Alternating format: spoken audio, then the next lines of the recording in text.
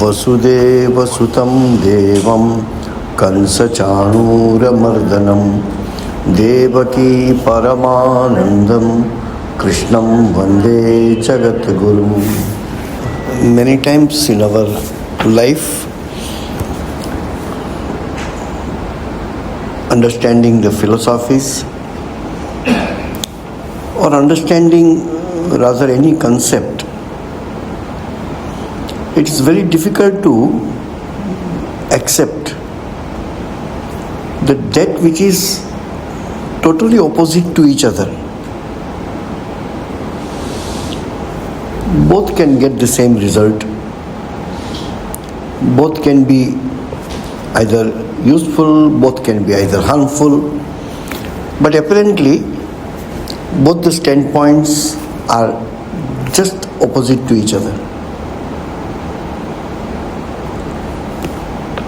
Sometimes when the goal is not in our mind, goal is not clear in our mind, so you will find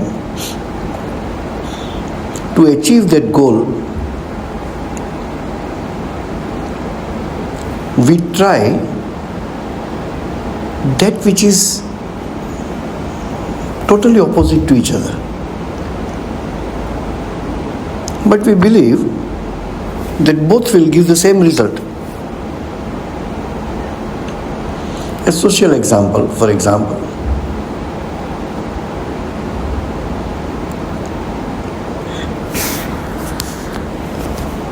Goal is to be happy.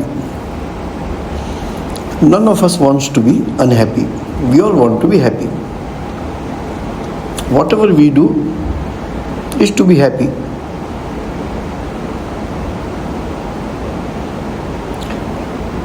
In pursuit of becoming happy, we try that is totally opposite to each other. I gave this example earlier also. People get married to be happy. People take divorce also to be happy. Diametrically opposite to each other. But the purpose is the same.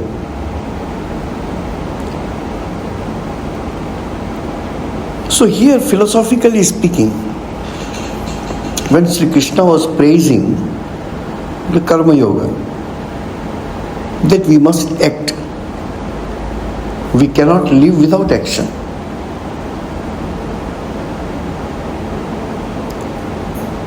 And then he is praising to give up the action or having detachment with the action. Whatever karma we do, first condition that we must do. There is no option. Nobody can say, I don't want to do anything. Even if you sit quietly without doing anything, also is a karma that you are sitting quietly. Because your nature, unless you reach that knowledge or equilibrium, sattva, till then, because of our rajas and because of our tamas, we continuously keep on doing activities. In one place when you go, very calm, serene atmosphere,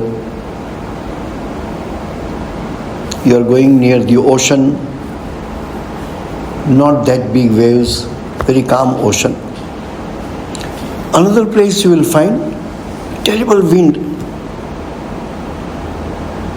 Here also we have many days, just 15-20 days before we had a terrible wind. The trees will fall and my office glass also broken. So much wind. How it is possible? It's because of the difference in temperature around the globe. So wherever there is less pressure, or rather where there is more temperature, air becomes thinner. thinner air can move faster and the thicker air will push it. So the pull and push goes on continuously. And it is going on since inception, if there is any. When it will stop, it will not stop. Because this continuous chain reaction of depression and force of wind or whatever. So what happens? That this movement continues. The air movement continues. There are small actions which contributes in the movement of the air, and there are big factors which contributes to the movement of the air. If I do the hand like this, also contributes in moving the air to create the disbalance. Or a plane is flying or any kind of tornado, whatever is there, huge. So difference is not in kind, but there is a difference in degree. This continuous struggle, one side is Rajas and Tamas, and one side is Sattva. We are trying to reach that equilibrium. We are trying to reach that state. When you sit and try to meditate, what you are trying to achieve is the calmness, which is Sattva. What doesn't allow you to do is your desires will not allow you to sit even for 10 minutes. In the name of duty, in the name of some kind of compulsion, you get up and you are not, that doesn't allow you to sit quietly. Or sometimes you are sitting quietly, apparently you are very quiet, but you are sleeping. That is called tamas. Tamas and sattva looks same.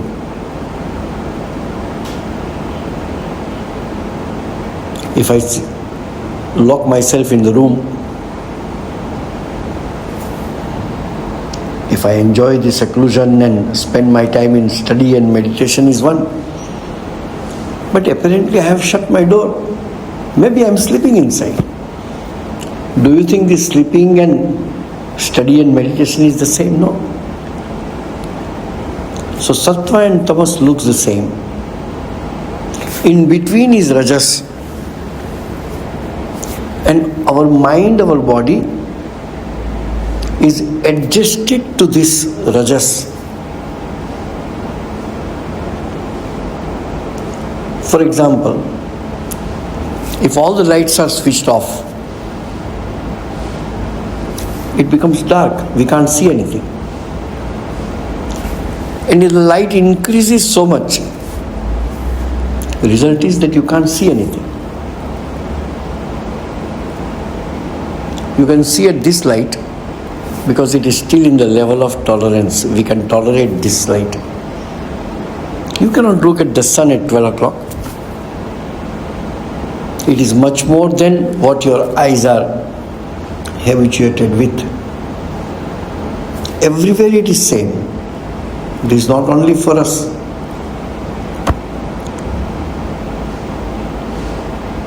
A lot of study is done. You know, in maybe could be many places, but USA is famous for that kind of trees, kind of, what do you call it, kind of palms, so high, hundreds of feet high. Your one coconut tree is nothing in front of it. It is so high. It is so big that you can cut the trunk of the tree and the road can pass through. It is so big. So they studied long before, I think 35-40 years before. They did a study They found in forest, could be in California somewhere, they found the tree which is the tallest. And as the people do rock climbing, the experts did that tree climbing and studying. Every 10 feet to 15 feet, there are different types of birds, different types of insects stay there. That which stays on the top of the tree doesn't stay in the middle of the bottom of the tree. For example, ocean. Those animals, fish, etc., aquatic animals, those who live in the tree, live in the ocean,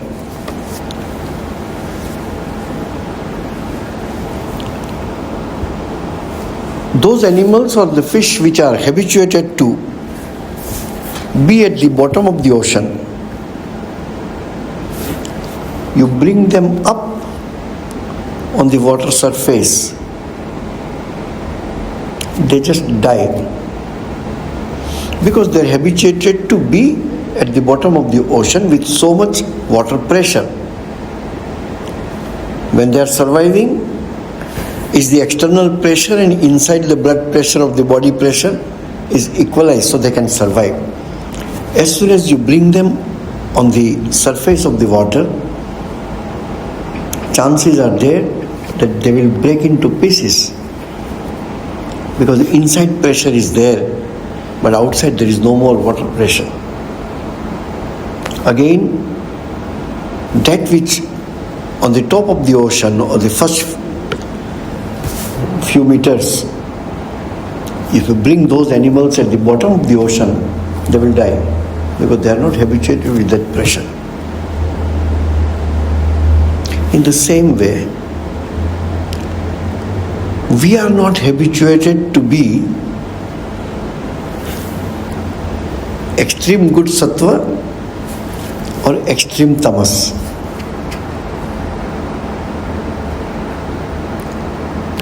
Little different example.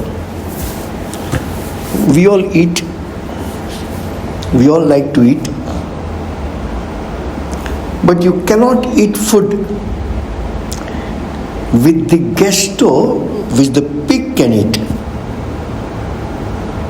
The way pig can eat food, none of us can eat with that gusto, because its whole being is in eating only. Different animals, different birds, different insects have these different kinds of predominance of rajas and tamas.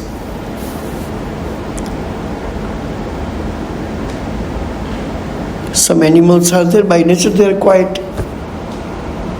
Some animals are there by nature, they are furious. They are made like that. In human being, we are special, not because we can say that's why, no. Other day I was thinking, these are different ways of thinking. If you see the animal kingdom, who are the more intelligent, who are the more efficient in handling things, are only those who have got thumb. There is a theory in biology. So I hurt my thumb, little cut. So I was not able to play harmonium. Yesterday was Ekadashi. So I told myself, what a big deal. Don't use your thumb. It was so difficult for me to play harmonium without thumb. Just spend 10 minutes and live your natural normal life without using the thumb. Can you hold a glass? You cannot. Try to hold the teacup also, you cannot. we are 90% of our efficiency will vanish if the thumb is not there. That means the thumb has contributed into what we are today. Monkeys can, gorillas can, chimpanzees can, tiger also cannot. But there are some animals who are on a higher ladder, who have got thumb to hold the things. Even the squirrel has a thumb to hold. Otters has a thumb to hold. But four-legged animals doesn't have that. They have thumb, but they can't use the thumb to hold the thing. In a minor way they can, but they can't hold the objects. Why we are talking this is this. From the standpoint of Prakriti, from the standpoint of nature, which all of us are born equally. There is a shloka which will break the idea which normally people have about this Brahmana, Kshatriya, Vaishya, Shudra, etc. We say, no, these are all the Brahmins they classified and then they took privilege and Shudras were not given privilege. No. What the society is given to you for the easy improvement of the society, they classified the people. Here we are sitting, there is no inequality, but still you can classify people. Men and women is one classification. People with specs, without specs is another classification. People tall and short is another classification. So if there is something we can say, ladies can sit this side. Why? Why we should sit in the left side? Why we cannot sit? You can sit anywhere you want. Caste system was a class system. Anyway, topic is not the caste system. Topic is this. Janmana jayate Shudra. All of us are born Shudras. Not from caste of Shudra, no, by nature. If none of us would have gone to school, you would have survived doing some menial job. That is called Shudra. Sanskarat Dvija Uchyate. Dvija is another name of Brahmin, but the meaning of Dvija is not Brahmin. Dvija, Dve means two, Ja means birth, Janmana Jayate. One who is born two times is called Dvija. Still he is not a Brahmin. Who is born two times? You are born as a human being. Then you initiate your life for enlightenment of any kind. So you are given this Yajna Upavita Samskara. Bengali they say Poite, Janev. So Gayatri Mantra is given to you. Gayatri Mantra was not only for Brahmins, no. Gayatri Mantra was everybody. Swami Vivekananda, he taught spirituality, and that can be translated into social reform, but he was not a social reformer. He said, I am not social reformer. Last 1 or 2 years of his life, he did a small, very casual but a simple ceremony. Give Gayatri Mantra to all of them, those who are laborers and all that. No, everybody is eligible to be enlightened. At least Gayatri Mantra is nothing but a prayer for enlightenment. So those who are started spiritual life, it is called the second birth. There is another group who are born 2 times, are the birds and some animals also. First they are born as an egg,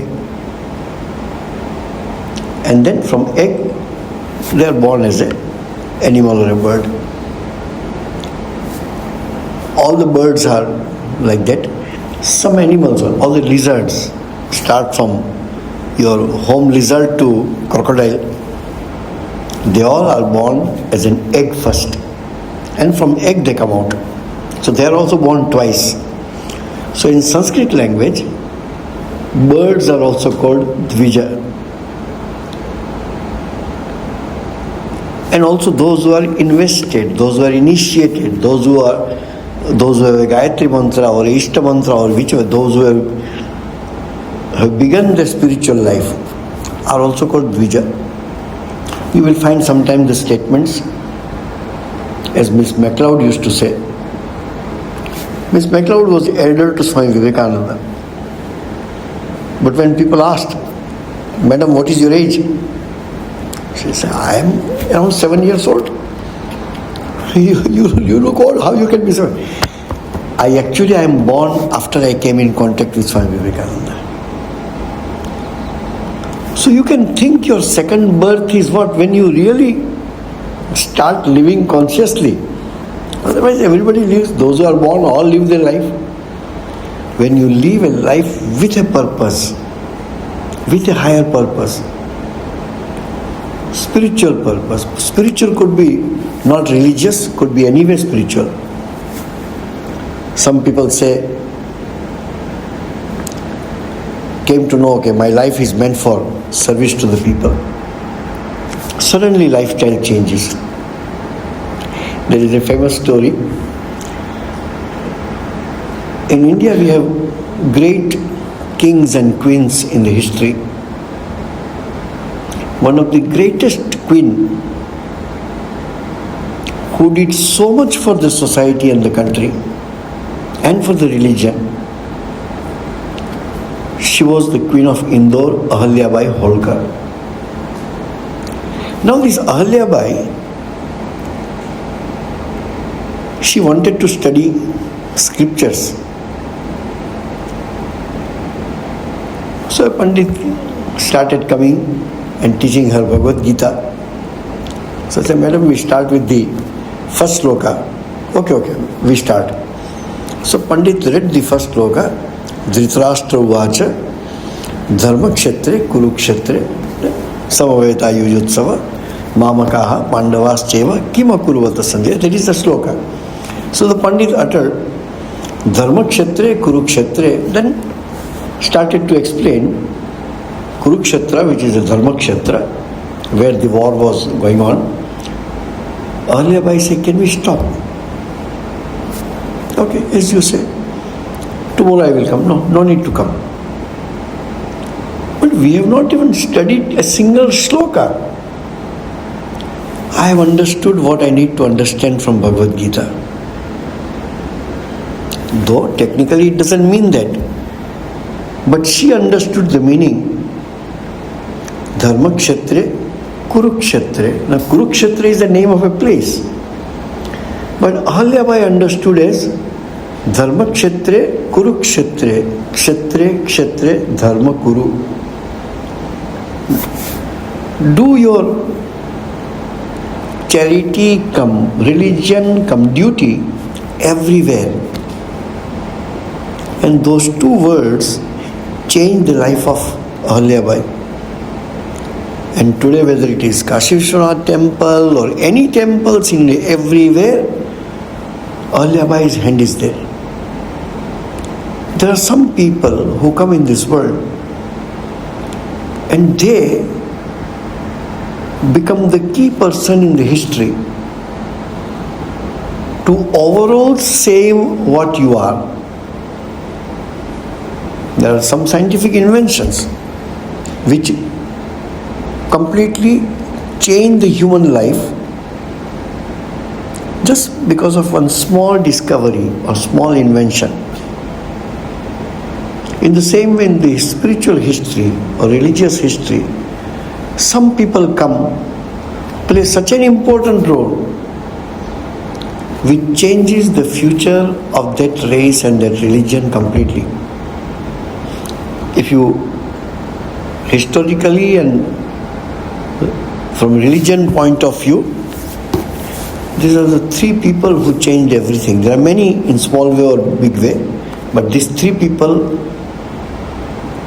if they would not have been there, we would not be what we are. We would not be sitting here and studying Bhagavad Gita also. The first was Chanakya. Second was Adi Shankaracharya. And in the recent history, the third was Swami Vivekananda. We may not understand his importance. The more days will go, we understand.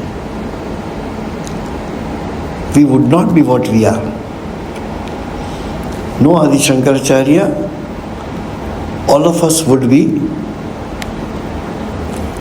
either those karmakandis, or we would have been converted to Buddhism, or later on Christianity, Islam, etc. Your holding on to your own religion is because of these three people in different parts of the history. So here, two diametrically opposite subject, to do action and to renounce action, looks opposite to each other. But Krishna is praising both. So the first shloka of this 5th chapter, Arjuna asks, Sir, tell me one. Don't tell me both are helpful. Both are good. If both are good, how to choose?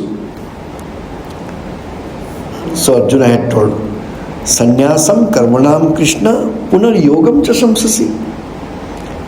Just now you are praising sannyasa, means renunciation of action. Then again you are praising yoga, karma yoga. Yat shreya etayoho ekam tanme bruhi sunishchitam. Tell me clearly and correctly which one of these two is beneficial to me. Either you say doing karma is beneficial, or you say not doing karma is beneficial. How both can be beneficial? This is the standpoint I wanted to say. That's why these different ways and examples we gave. Diametrically opposite, but both are helpful. So Krishna told, Sannyasa, Karma Yoga, Cha. Karma Yoga and Sannyasa, both. Nishreyasa Kara, both have capacity to take you to the liberation. Ubhav is both. Still, Karma Sannyasat, Karma Yoga Vishishyate. Still, it is better to do karma than not to do karma or renounce the karma. One thing, that both are, if done in a proper understanding, will get you to the goal, liberation. Why Karma Yoga is good? Because it is according to your nature.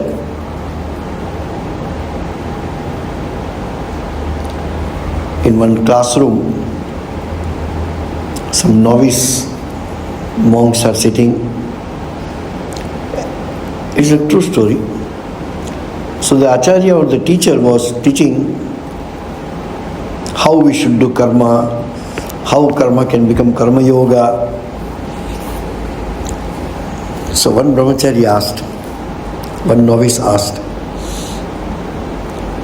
it is true, you are teaching us how to do karma. Can one day you teach us how to remain without karma? To do karma is our nature, something we will keep on doing. Can you live happily? Can you live with that better state of mind without doing karma? Not doing karma goes against your nature. So here Krishna says, first we have to understand that both are helpful. But doing karma will not be beneficial to you unless you do it as a karma yoga, means karma with detachment. Either karma with detachment or karma where you offer the fruits of your result of your action to your Ishta. There are two ways of doing karma. Detachment. Karma we have to do because our nature is to do karma. But I do not want to achieve anything out of karma. That detachment with the result or the fruits of action is called karma yoga. Then there is sannyasa, renunciation of karma. Actually, renunciation of karma means how? You cannot renounce karma because you are bound to do karma. You cannot sit down. Sannyasa also he will explain later on. One who is detached. Next sloka actually he says, one who renounces is a sannyasi. But then who is a sannyasi? Very interestingly, many things which we are practicing now, it is one kind of interpretation, it was not told in the scriptures. Later on we added and accepted. The very concept of what you call sannyasa today, for your understanding, there are two words which we use together, or rather we use for monks. One word is a sannyasi and one word is a sadhu. Sadhu means good. Sannyasi means one who has renounced. So when technically you hear that somebody is a monk, somebody is a sannyasi, 100% he is or she is in the tradition of Adi Shankaracharya, technically.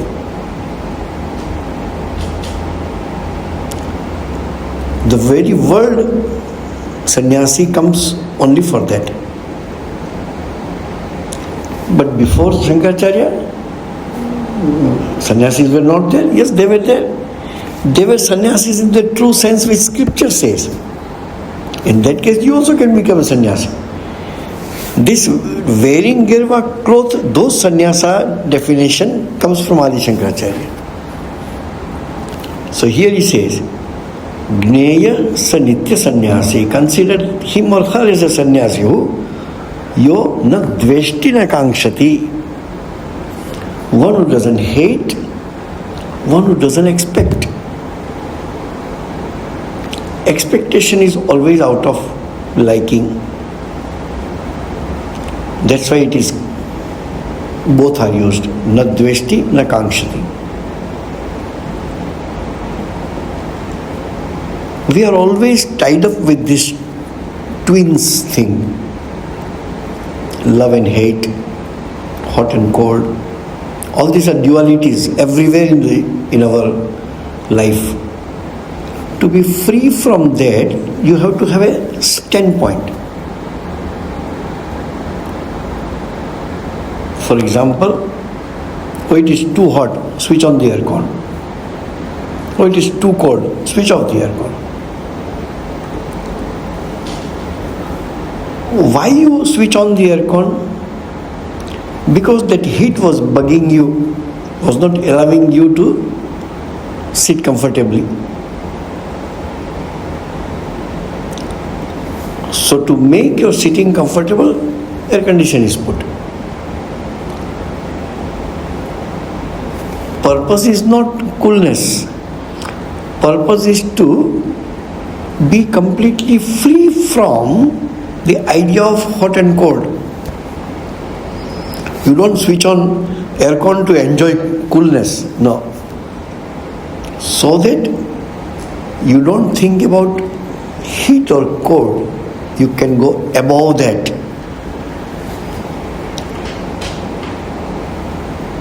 This standpoint is to be understood.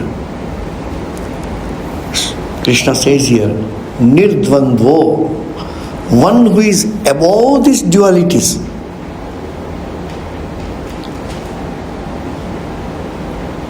Liking, disliking, love and hate. If you love somebody, definitely there are people whom you don't love. If I love cold, definitely I don't love the heat. Idea is not to love A or B. Idea is to go beyond this duality. To go beyond this duality is sannyasa. Not wearing red cloth, no. So he says, Jnaya sanitya sannyasi yo na dveshti na kankshati. Nirdvandvo hi mahabaho sukham bandhat pramuchyate. One who is above this duality can become free from these dualities, free from the bondages. The type of duality which you go above, that type of bondage you are free from. Our Hinduism, we have this problem. Go above this duality, you will get mukti. No, mukti is different. If you go beyond this duality, on that level, only bondage you go, you will be free from that bondage. Just by going above this duality, you cannot be free from the highest bondage, no? Sri Ramakrishna was asked, it is said that if you take bath in Ganga, you get liberation. Sri Ramakrishna said, yeah, you get liberation, but that type of liberation, you see, you cannot, that liberation from ignorance is altogether different. So he nicely told, when you take bath in Ganga, yes, you are liberated, but all your sins are sitting on the tree near to the river. As soon as you took bath and came, they again sit on you. That means what? Taking bath, yes, it releases you from bondage of that level. Just taking bath is so simple. So that simple bondage you can be free from. You cannot be free from ignorance just by taking bath in Ganges. For example, we have scriptures say this. If you die in Varanasi, you get liberation. Yes, you get liberation. Now, what kind of liberation, what type of liberation, we do not know. I am not telling you cannot get absolute liberation by dying in Varanasi. Nice discussion we read other day.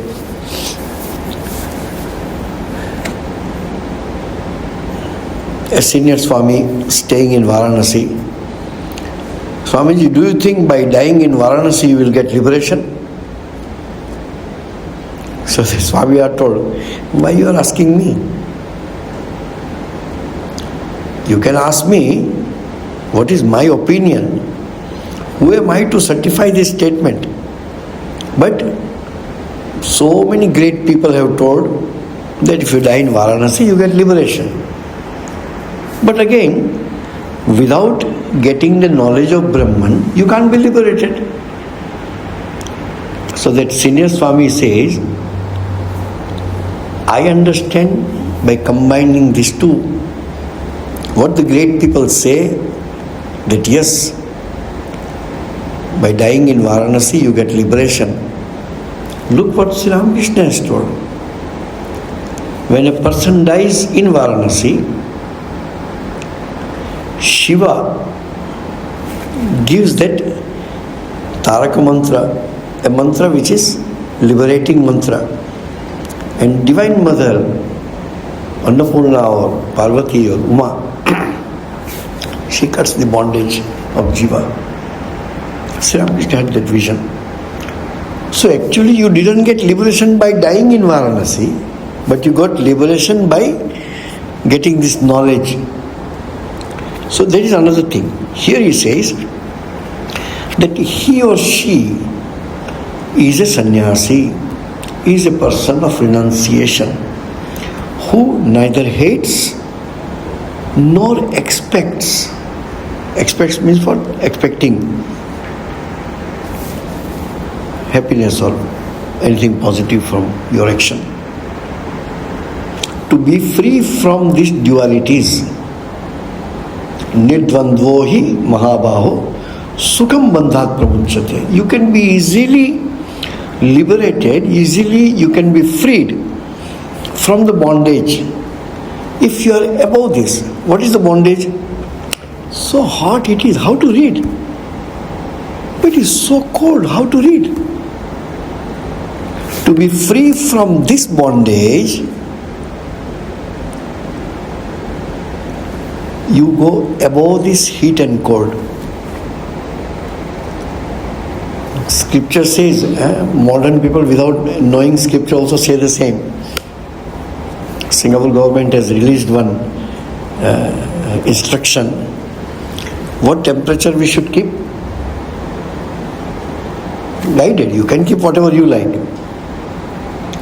Recommended temperature is 26. What is 26? It is neither hot nor cold. Air condition is not meant to make the room so cold that you bring blanket from tomorrow. Its purpose is not there. Purpose is to defy the heat, not to enjoy the coolness. So this is, I don't know whether I am able to convey, to go beyond this suffering from heat and cold. You put something and you are free from this, then only easily sukham bandhat pramuchyate. What was the bondage? Bondage was that heat and cold were not allowing me to concentrate. That was the bondage. It was very hot. So to remove the heat, we lowered down the temperature a little. So it is neither hot nor cold, and you became free from this bondage of not being able to study because of heat and cold. So remember this one, that duality, if you go beyond that duality, you will be free from the bondage of that level. Don't immediately translate into the highest liberation, no. In practical life, you come in front of these dualities. Liking, disliking, love and hate, appreciation and criticism. Continuous it comes to us. And we need to be free from that to remain or to go beyond this bondage which makes you bound in this world. What bounds us? Love and hate. You love something so much which becomes a problem. You hate something so much that becomes a problem. So you take a standpoint where no love and hate is there. It's a very sattvika state of equilibrium. You are free from these dualities. And when that comes, all the small bondages of our practical life. So whenever there is a suffering is because of a bondage. You study what bondage it is. Bondage is because of one kind of duality which you are suffering from.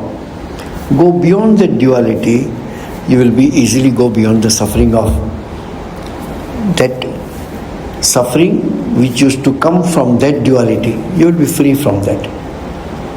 So you see, a simple equation is given here.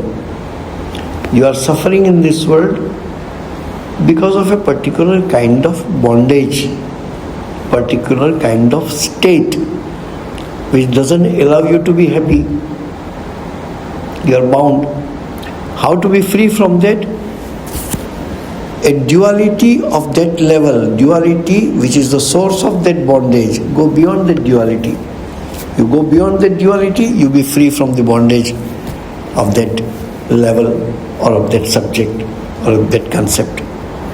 So here is the idea that sannyasa, again this four ashramas, brahmacharya, grihastha, vanaprastha, sannyasa. Sannyasa is not for sannyasi. Sannyasa is an ideal for the whole society. So do you think everybody will be a monk? No. Idea is to graduate. Not everybody can graduate, but you try to pass high school, then you pass higher secondary. Path is that. Path is that. That was this Chatur Varna. Varna is not bondage. Varna is a classification of the society. And it was done in such a way, social practices were in such a way that even if you are born where there is no education, there is no comfort, there is no samskaras and habits and atmosphere to grow, even if you are born there, your ideal is to become that sattvika person who is intelligent, who is spiritual, who is kind-hearted, etc. These qualities are qualities of a Brahmin, not one who is born in a Brahmin family. No. This mistake India did, that we consider that a Brahmin son has to be a Brahmin. No, it was not there. You know, 3 or 4 generations before Pandavas,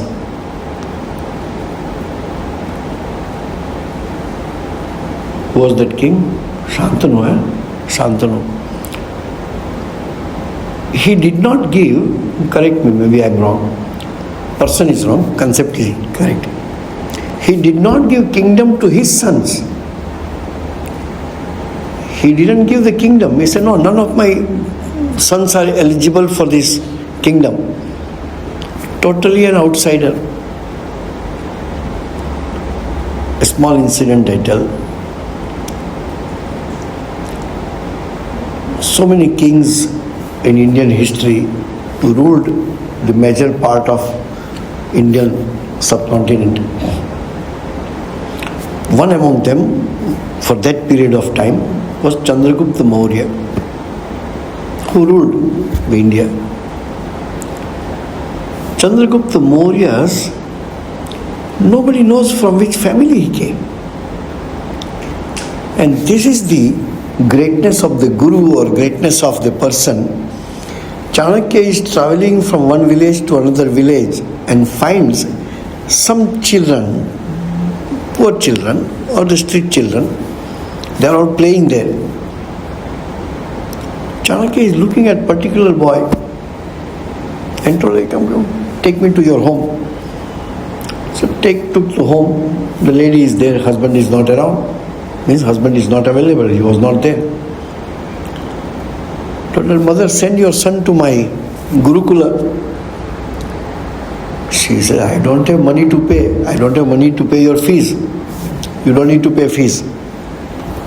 But why you are selecting my boy out of so many? Your boy will become king of India one day. This was the vision, this was the eyes.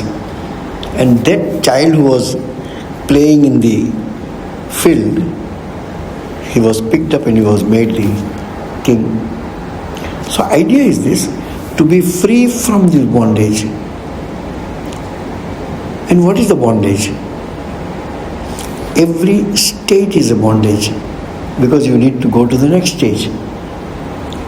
Whatever limits you from your spiritual progress, whatever pulls you down, not allowing you to progress, is your bondage. And to come out that bondage, there is a equivalent pair of opposites, dvandva. Go beyond that dvandva and you will be free from that bondage. We'll take up next time. Om Shanti Shanti Shanti Hari Om Tat Sat Shri Ramakrishna Arpanamastu.